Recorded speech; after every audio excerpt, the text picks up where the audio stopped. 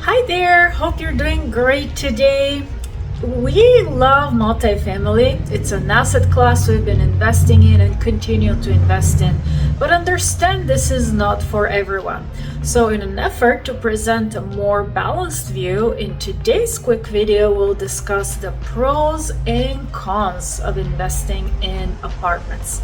But before we begin, as usual, this is a quick reminder that our videos are for educational and entertainment purposes only and do not constitute tax, legal, or investment advice.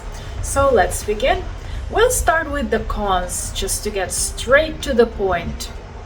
First and foremost, buying apartments usually involves purchasing a property with 5 or more units.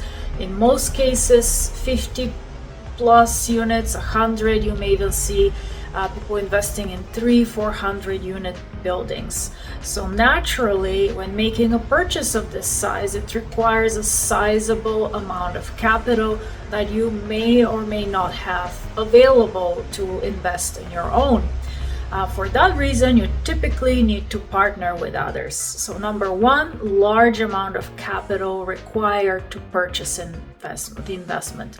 Number two, as we just alluded, in most cases, to make this possible, most people partner up with other operators who are eager and ready to roll up their sleeves and get actively engaged in managing the properties, as well as with other passive investors who would like to get the benefits of investing in apartments without having to deal with the hassle of daily operations. So if working in a team is something that you do not enjoy, or if you'd like to be in control 100% of the time, then this might not be the best fit for you. We also alluded to point number 3, which is buying a large apartment building, or even if it's a smaller, like a 20-unit apartment building, it's like running a business. Effectively, each apartment building is running its own individual business. So it's more complex, again, involves other people, whether that's your immediate team of active and passive investors or your extended team of property managers, contractors, lenders, insurance brokers, etc. So being comfortable with navigating multiple operational complexities is key, and if that's not something you think you would enjoy, then likely multifamily is not going to be a good option for you, again, unless you get involved on the passive side. And number 4 is the regulatory environment. Especially when you partner up with other investors, active or passive, you're most likely going to be raising capital, which is subject to rules and regulations from the Security and Exchange Commission, let alone you need to be aware of and keep track of local rules and regulations as to where your apartment building and property operates, any additional licenses and permits that you may have to acquire as an operator. And last but not least, a multifamily is not a liquid asset.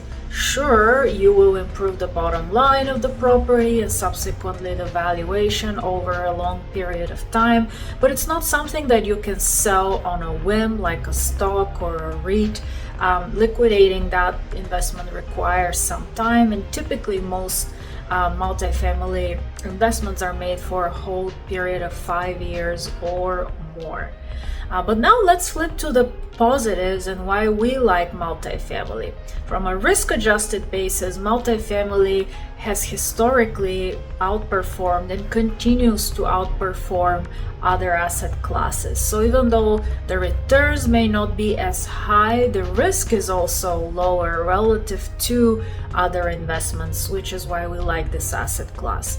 Secondly, you get to benefit from tax deferral activities such as the power of depreciation. Now, you could say that applies to many other asset classes as well, and that is very true for multifamily also.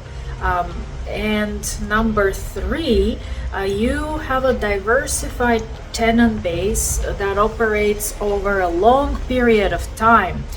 More specifically, you are dealing with multiple tenants, in some cases 5, 20, 100, depending on the number of units you have. So you don't depend on 1, 2, or 3 tenants. And if 1 or 2 vacate the property, especially on larger units, you have larger margin for cushion. And by longer or shorter term leases, we mean that every year or every 12 months, you have the ability to reset the rents based on market rates, which allows you to stay nimble and impact the bottom line that way. Number 4 is ability to control the value of the property by having control on the bottom line. Unlike single family space, where the value of the property is very much determined by nearby comps, in multifamily as well as other commercial real estate, it's determined by the net operating value. And so you have multiple sources of returns, and not just the forced appreciation, but also cash flow, and you have control over that. You can't control the markets, but you can control operations. And last but not least, it's a hard asset. So in a period where inflation continues to rise and has for the most part risen, in some years more than others, it's a hard asset that retains its intrinsic value and therefore serves as a hedge against inflation. So we hope you enjoyed today's video and found a more balanced view on multifamily helpful. And if you did, please like, share, and subscribe, and we'll see you at the next one.